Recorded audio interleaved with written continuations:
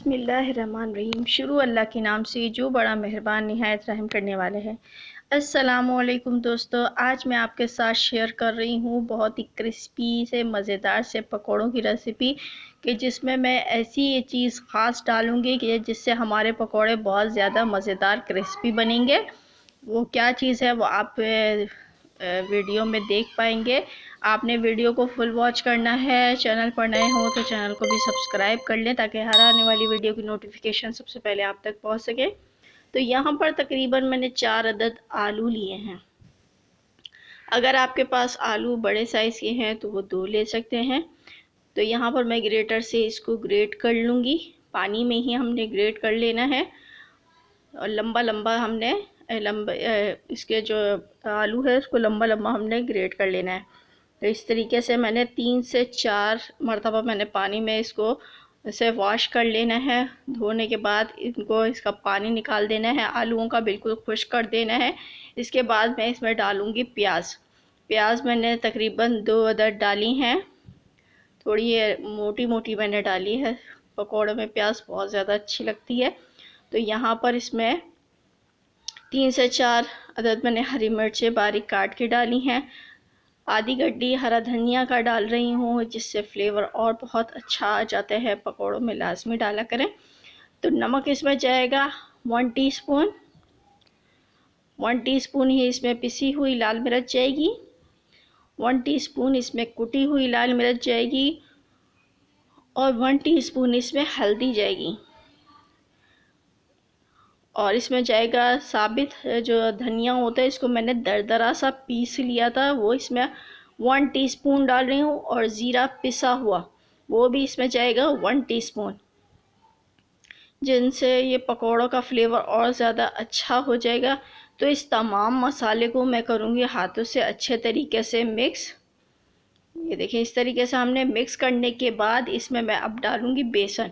पहले हमने अच्छे तरीके से तमाम मसाले को मिक्स कर देना है, उसके बाद हम इसमें बेसन ऐड करेंगे। और फिर मैं बताऊंगी कि इसमें हम ऐसा क्या डालें कि हमारे जो पकोड़े हैं वो बहुत ज़्यादा क्रिस्पी बने।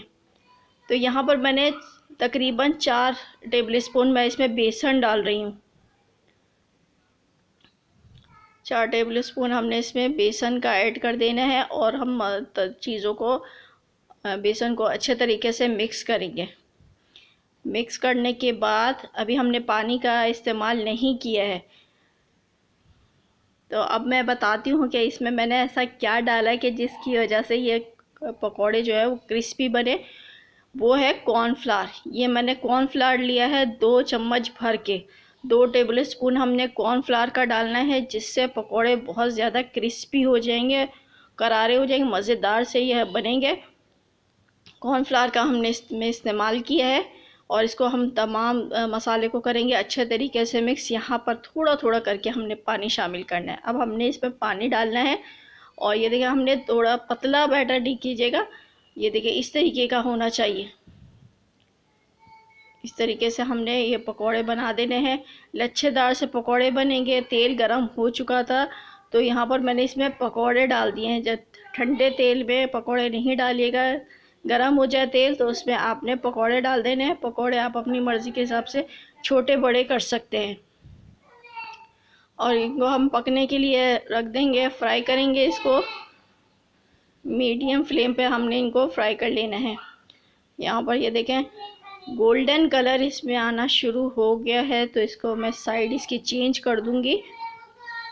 तो ये देखें इस तरीके से हमने पकौड़ों को तकरीबन 5 मिनट मैंने एक साइड से पकाया, दूसरी साइड से भी हमने 5 मिनट 10 मिनट में ये पकौड़े मज़ेदार से हमारे तैयार हो जाएंगे। तो ये देखिए शानदार से हमारे क्रिस्पी पकौड़े तैयार हो चुके हैं। जिसको भी आप खिलाएंगे तो वो भी बहुत तारीफ़ें करेगा इन पकौड़ों की कि ये बनाए कैसे आपने। तो ये शानदार सी रेसिपी को आपने ज़रूर ट्राई करना है। रेसिपी अच्छी लग रही है तो लाइक एंड शेयर ज़रूर करें, कमेंट करें।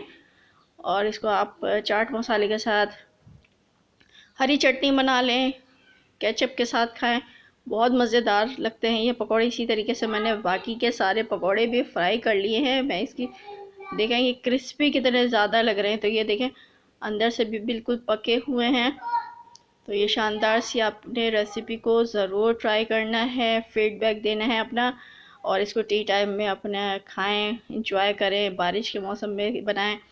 तो ये बहुत ज़्यादा मज़ेदार से हमारे पकौड़े बन के तैयार हुए। मिलती हूँ अपनी नेक्स्ट रेसिपी के साथ, जब तक के लिए अल्लाह हाफिज़।